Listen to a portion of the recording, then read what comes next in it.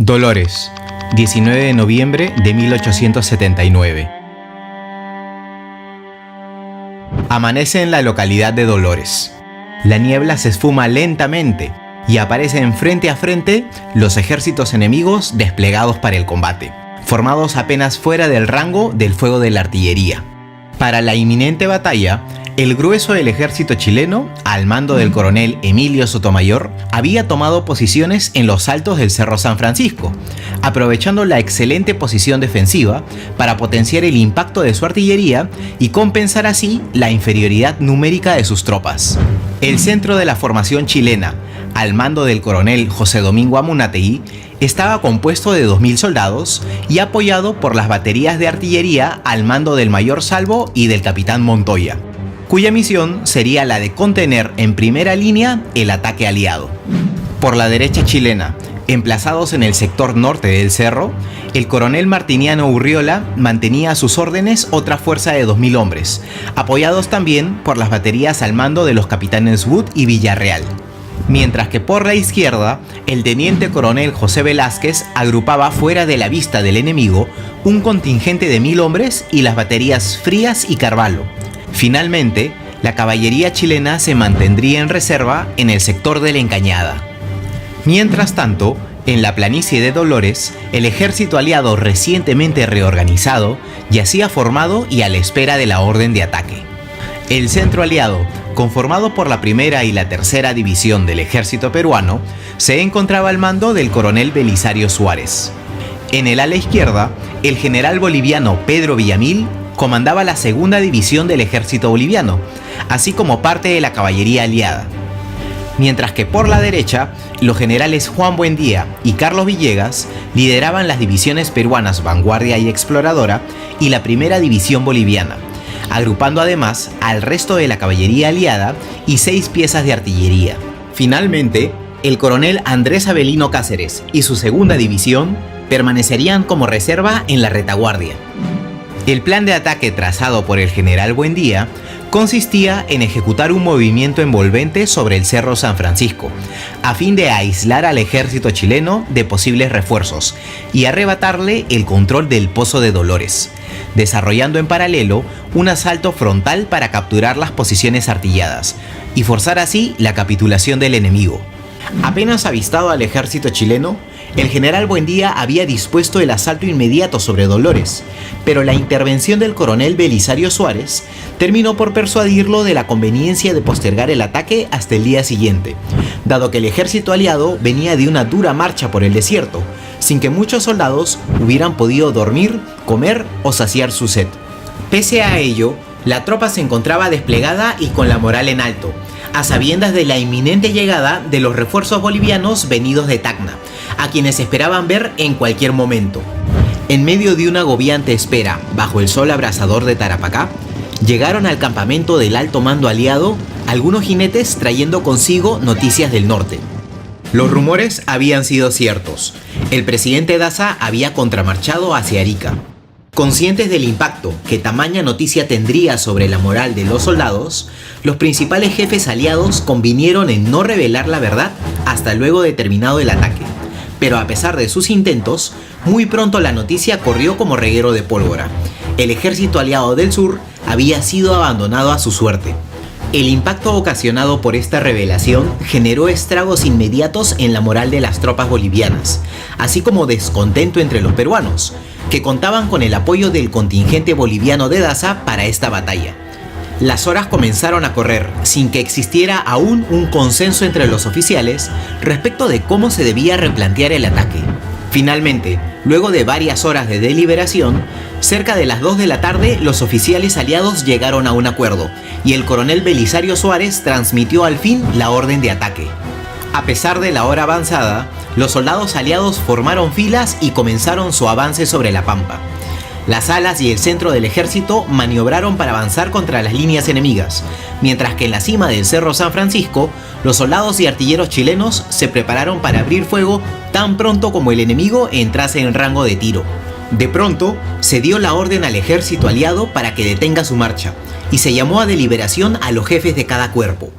En reunión, el coronel Belisario Suárez se volvió a dirigir a sus oficiales, informándoles que, al ser ya de tarde, se había decidido postergar definitivamente el inicio de las hostilidades hasta el día de mañana, dando instrucciones para que el ejército se retirase a comer y descansar. Siendo ya las 3 de la tarde, los soldados comenzaron a retirarse, cuando de repente el sonido de un disparo de fusil causó alarma y desconcierto entre las filas aliadas, que intentaron identificar la dirección de la que provino el proyectil, mientras que desde lo alto del Cerro San Francisco, los artilleros chilenos, entendiendo el disparo como el inicio del combate, recibieron la orden de romper fuegos sobre el ala derecha aliada. El estruendo de los cañones y la imagen de los primeros caídos solo acrecentaron la confusión y el desorden entre las líneas aliadas, que sin tener órdenes claras, pronto comenzaron a lanzarse sobre el enemigo, pensando que el combate ya había iniciado. Entonces, sin que contraorden alguna pudiera detener al ejército aliado, empezó la batalla de Dolores. El general boliviano Carlos Villegas empezó la acción por la derecha, avanzando decididamente sobre las baterías del mayor Juan de la Cruz Salvo. Las compañías guerrilleras a su mando alcanzaron las faldas del Cerro San Francisco y comenzaron su ascenso con la intención de apoderarse de los cañones, obligando a los artilleros chilenos a dispersarse para defender la posición a carabina. Mientras tanto, ambas alas del ejército aliado maniobraron para concretar el cerco sobre los chilenos. Por la derecha, el general Buendía avanzó sobre la pampa, pero tan pronto como sus hombres entraron en el rango de tiro de las baterías Frías y Carvalho, fueron objeto de un intenso fuego de artillería. Las líneas aliadas fueron arrasadas, pero lograron rehacerse y avanzar hacia su objetivo. De pronto, las tropas chilenas tendidas tras el Cerro San Bartolo y las parapetadas tras la trocha del ferrocarril abrieron fuego desde el frente y por el flanco, terminando por hacer retroceder a las tropas de Buendía hasta colocarse fuera del alcance de los cañones. Hacia el sur, las tropas aliadas, lideradas por compañías guerrilleras, lograron empujar a los artilleros de Salvo, pero cuando la posición parecía perdida para los chilenos, la llegada de 2 compañías del batallón Atacama terminó por rechazar el asalto. Las tropas aliadas se reorganizaron y contraatacaron, esta vez reforzados por el batallón boliviano Dalense, pero los soldados chilenos resistieron porfiadamente y gracias al apoyo adicional del batallón Coquimbo, lograron rechazar definitivamente el ataque y se lanzaron cerro abajo cargando a bayoneta. En tanto, el coronel Belisario Suárez atacó por el frente con la primera y la tercera división peruana y el apoyo de 6 cañones. El coronel Amunategui recibió a Suárez con los fuegos de la batería Montoya y del regimiento Cuarto de Línea, deteniendo el avance aliado, cuyas tropas buscaron protección entre las zanjas de los Calichales, desde donde continuaron disparando, pero sin lograr mayor avance. Por la izquierda, el general Villamil desplegó a sus tropas y se dirigió hacia la encañada, buscando enlazar con Buendía. Sin embargo, tan pronto como las tropas bolivianas quedaron a tiro del coronel Urriola, este dispuso el fuego de las baterías Wood y Villarreal, que pronto introdujeron el caos entre las columnas bolivianas. Villamil reorganizó a sus batallones y embistió contra la línea chilena, pero la carga fue detenida en seco hasta en 3 oportunidades. Sin posibilidades de concretar el cerco, las tropas bolivianas se vieron forzadas a retirarse. Ya para las 5 de la tarde, las alas del ejército aliado retrocedieron exhaustas y desmoralizadas, mientras que los refuerzos enviados a toda prisa por el general Escala asomaron desde el norte para incorporarse a la batalla. Perdida la confianza en alcanzar la victoria, el ejército aliado se retiró del campo de batalla en desorden, dejando atrás muertos y heridos, así como grandes cantidades de material bélico. La batalla de Dolores concluiría así con un triunfo decisivo para el ejército chileno. Pese a todos los esfuerzos realizados, la falta de planificación y de reconocimiento previo del campo de batalla produjeron un resultado funesto para los aliados. Las tropas bolivianas fueron totalmente dispersadas y huyeron en dirección a su país, junto con toda la caballería aliada, mientras que los comandantes peruanos decidirían retirarse con sus divisiones hacia Tarapacá. Terminada la batalla, el general Erasmo Escala, ahora al mando del ejército chileno en Dolores, se prepararía para perseguir al enemigo en retirada informando previamente al ministro Sotomayor, solo para ser ordenado de mantener su posición hasta recibir nuevas instrucciones, decisión que terminaría jugando a favor de las tropas aliadas. Ya en Tarapacá, el general Buendía enfrentaba una situación compleja. Aislados y sin capacidad de reabastecimiento por tierra o mar, la única opción viable para el ejército peruano era la de abandonar el departamento. Tomada la decisión, el 22 de noviembre el general Buendía ordenó a la Quinta División Peruana, al mando del coronel Ríos, evacuar Iquique y dirigirse a Tarapacá, antes de que el camino pudiera ser cortado por el ejército chileno, con lo cual la capital del departamento quedó desguarnecida. En paralelo, Buendía despachó mensajeros en todas direcciones, buscando reunir a fugitivos y dispersos, esfuerzo con el que lograría reagrupar a una cantidad significativa de soldados, los que, sumados a la división Ríos, incrementarían el remanente aliado a una fuerza aproximada de 5.000 hombres, la cual sería distribuida entre los poblados de Tarapacá y Pachica, en preparación para su retirada. De otra parte, el 23 de noviembre la Armada chilena, al mando del capitán de navío Juan José Latorre, ocuparía la ciudad de Iquique, ahora completamente desguarnecida, mientras que el 24 el ministro Rafael Sotomayor desembarcaría en el puerto para tomar posesión de la ciudad, designando al capitán de navío Patricio Lynch como comandante de armas de la plaza, quien asumiría la administración de Tarapacá y de las operaciones salitreras del territorio. Asegurada Iquique y confiados en la completa desorganización del ejército aliado, el teniente coronel José Francisco Vergara recibió la autorización del general Escala para avanzar sobre Tarapacá con un pequeño grupo de soldados, con el fin de reconocer el camino y el número de enemigos ahí presentes. Ya en Negreiros, Vergara envió de encubierto a Tarapacá al capitán Andrés Laiseca, conocedor de la región. De vuelta de su misión, Laiseca informó con preocupación sobre la presencia de más de 4.000 soldados enemigos apostados en Tarapacá, datos totalmente contrarios a los señalados por arrieros locales, quienes hablaban únicamente de un grupo de 1.500 hombres presentes en el pequeño poblado. Sea como fuere, el comandante Vergara creyó exagerada la cifra y avanzó hacia Tarapacá con la intención de atacar. Sin embargo, el general Escala consideró prudente enviar a una división de refuerzo al mando del coronel Luis Arteaga, cuyas fuerzas avanzarían rápidamente para lograr contactar con Vergara en la pampa de Isluga, desde donde tomaría el mando de la operación. En reunión, los oficiales chilenos acordaron el plan de ataque, el cual consistía en dividir sus fuerzas en 3 secciones. El comandante Ricardo Santa Cruz lideraría la marcha hacia Quillaguasa, al noroeste de Tarapacá, con el objetivo de cortar una posible retirada aliada. Mientras tanto, el coronel Luis Arteaga atacaría el poblado de Tarapacá por el centro.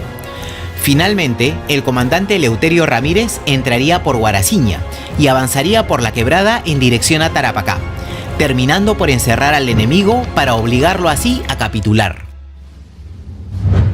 En dirección a Quillaguasa, la sección del coronel Santa Cruz perdió su rumbo a causa de la densa neblina, terminando por aparecer en los alrededores de Tarapacá, sin advertir que su avance ya había sido descubierto por arrieros locales, quienes informaron de inmediato al ejército aliado. El coronel Suárez, ya al tanto de la aproximación del ejército chileno, entendió que permanecer en el fondo de la quebrada expondría a sus tropas a ser acribilladas desde las alturas, por lo que ordenó a la división del coronel Cáceres escalar inmediatamente la ladera y embestir al enemigo, enviando a llamar en paralelo a las 2 divisiones emplazadas en Pachica y ordenando al resto de sus oficiales salir de la quebrada en busca de una mejor posición para enfrentar la batalla. Al dispersarse la neblina y ya consciente de su equivocación, Santa Cruz decidió corregir su rumbo y dirigirse hacia su objetivo original, pero ya era demasiado tarde. A las 8:30 de la mañana, los soldados al mando del coronel Cáceres aparecieron sobre su retaguardia. Santa Cruz formó su línea y se preparó para resistir, mientras los soldados del Cepita rompieron fuegos y cargaron a bayoneta, logrando capturar los cañones y trabándose inmediatamente en un cruento enfrentamiento a corta distancia contra los soldados chilenos, que empezaron a batirse en retirada, sufriendo fuertes bajas en el proceso. Mientras tanto, el coronel Eleuterio Ramírez avanzaba por el fondo de la quebrada, con dirección a Tarapacá, aunque es plenamente consciente de los datos de la superioridad numérica de su enemigo. Pasando Guaraciña, Ramírez distribuyó a su gente para el combate, enviando a parte de las compañías del segundo de línea a ocupar los cerros ubicados a ambos lados de la quebrada, a fin de asegurar sus flancos en preparación para el ataque definitivo sobre Tarapacá, donde esperaba que el enemigo se encontrara en mayor número y bien atrincherado. De pronto, la sección de Ramírez chocó contra la quinta división peruana al mando del coronel Ríos, al mismo tiempo que las compañías enviadas a los flancos fueron recibidas por los batallones al mando de Francisco Bolognesi. El enfrentamiento resultante fue tremendo, y a pesar de verse superados en número, los soldados chilenos cargaron repetidas veces contra Tarapacá. Sin embargo, luego de un duro combate, el segundo de línea fue finalmente repelido, sufriendo fuertes bajas y perdiendo en el proceso el estandarte del regimiento, con lo que el coronel Ramírez, junto con el resto de sus tropas, se vieron obligados a replegarse ordenadamente en dirección sur.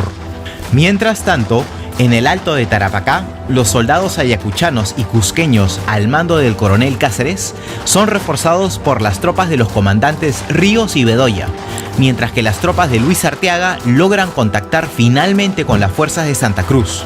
Pero aún así, los esfuerzos chilenos por repeler el ataque aliado resultaron insuficientes, viéndose forzados a ceder terreno. Sin embargo, cuando la situación se tornaba desesperada para los chilenos, el coronel Arteaga ordenó la carga de los granaderos a caballo que volvían a toda prisa desde el norte. Los jinetes chilenos embistieron contra su enemigo, rompiendo las líneas peruanas y haciéndolas retroceder, dando tiempo a la infantería chilena para reorganizarse y lanzarse nuevamente al ataque. Así, la batalla que por un momento parecía perdida para los chilenos, terminó en un desbande general aliado. Ahora dueños de Tarapacá y con el enemigo en retirada, los oficiales chilenos permitieron a sus exhaustas tropas dirigirse a la quebrada para tomar agua, luego de varias horas de combate. Sin embargo, las tropas aliadas no estaban derrotadas. Los jefes peruanos se replegaron hacia Quillaguasa y se reunieron en consejo de guerra. Después de una corta deliberación, se resolvió realizar un último ataque, con todos los efectivos disponibles, incluidos los refuerzos recién llegados de Pachica. Para esta última fase del combate, las divisiones a cargo de Dávila, Cáceres, Bedoya y Ríos atacarían desde La Pampa al grueso del ejército chileno replegado en Guaraciña, mientras que parte de las fuerzas de Herrera y Bolognesi lo haría desde los cerros ubicados al suroeste. Finalmente, una tercera sección al mando del coronel Víctor Fajardo avanzaría por el fondo de la quebrada. Dadas las órdenes, las tropas aliadas se lanzaron para concretar el ataque definitivo sobre las fuerzas enemigas. Entonces, cerca de las 4 de la tarde, mientras los soldados chilenos descansaban luego de comer y saciar su sed, las tropas peruanas abrieron fuego sobre el enemigo, arrasando las líneas de infantería chilena en La Pampa y La Quebrada. Consciente de la trampa en la que había caído, el coronel Arteaga ordenó a sus tropas dirigirse hacia La Pampa, enviando instrucciones al coronel Ramírez para que ascendiera por la cuesta y escapara del fondo de la quebrada. El segundo de línea comenzó a batirse en retirada, pero la intensidad del ataque peruano era tal que resultaba imposible reorganizarse, mientras que las tropas chilenas en La Pampa recibieron la orden de retirada general, comenzando a alejarse en dirección a Negreiros. En su camino, Eleuterio Ramírez resultó herido hasta en 2 oportunidades, pero fue protegido por sus hombres y llevado a un pequeño rancho, donde los soldados chilenos se prepararon para resistir hasta el final. Los hombres del segundo de línea lucharon bravamente, pero fueron rodeados por el 2 de Mayo y algunas compañías del Cepita y del Iquique. Los peruanos intimaron a la rendición a su enemigo, pero las tropas chilenas ya habían tomado una decisión. Ante la porfiada resistencia chilena, muchos soldados peruanos resolverían no tomar prisioneros, prendiendo fuego a las casas y ultimando a los heridos, incluyendo al propio coronel Ramírez, quien caería defendiendo su posición hasta el final. Ya para el final de la tarde, las tropas del coronel Arteaga se batían en retirada en todos los frentes, siempre acechados por los soldados peruanos, aunque el general Buendía optaría por no continuar con la persecución de su enemigo, debido a la falta de municiones. La batalla de Tarapacá se sellaría así con un duro revés para el ejército chileno, cuya responsabilidad sería asumida enteramente por el coronel Arteaga, quien sería eventualmente relevado del cargo. Pero si bien el bando aliado se alzaría con la victoria en la batalla, esta no cambiaría el resultado estratégico de la campaña de Tarapacá. El completo aislamiento y desabastecimiento en el que se encontraban las tropas aliadas hacían insostenible la defensa del territorio, por lo que el general Buendía decidió que el ejército del sur continuara su marcha hacia Arica. La retirada del remanente aliado se realizó por las montañas, a través de senderos casi intransitables, para luego cruzar el desierto en diagonal hasta Arica. Al trayecto agreste y escarpado se sumarían la exposición a temperaturas extremas, la falta de agua y la escasez general de víveres, condiciones que generaron deserciones y la pérdida de una gran parte del material de guerra, incluidos todos los cañones capturados al enemigo. Finalmente, luego de 22 días de dura marcha, el remanente del ejército del sur llegaría hasta Arica. Tan pronto como las tropas hicieron su ingreso a la plaza, el contraalmirante Lizardo Montero separaría del cargo al general Buendía y al coronel Suárez, para que fueran sometidos a juicio por el fracaso sufrido en la defensa de Tarapacá, aunque Suárez y otros oficiales serían finalmente permitidos de reincorporarse al ejército para prestar apoyo en las siguientes etapas de la guerra. La campaña de Tarapacá duró casi todo el mes de noviembre y probaría ser un éxito chileno tanto en el plano militar como en el estratégico. El ejército chileno no solo había logrado vencer en batalla al ejército aliado del sur, sino que además se había logrado la apropiación y el restablecimiento de la producción salitrera del territorio, cuyos beneficios económicos le permitirían a Chile seguir solventando los tremendos gastos asociados al mantenimiento de la ofensiva en la guerra. Sin embargo, una consecuencia menos previsible, pero igualmente importante, comenzaba a gestarse en los países del bando aliado. Los continuos reveses militares sufridos hasta la fecha, así como la llegada de las noticias de la bochornosa retirada de Daza y la subsecuente derrota sufrida en Dolores, provocarían el escalamiento del descontento popular en Perú y Bolivia, con consecuencias políticas que probarían ser decisivas para el desarrollo de la guerra. Muchas gracias por ver el 6º episodio de nuestro documental dedicado a la Guerra del Pacífico. Recuerden por favor seguir apoyándonos dejándole un like al video o suscribiéndose a nuestro canal. Y si está dentro de tus posibilidades, también apreciaríamos muchísimo tu contribución a través de nuestra página de Patreon, cuyo link se encuentra en la descripción.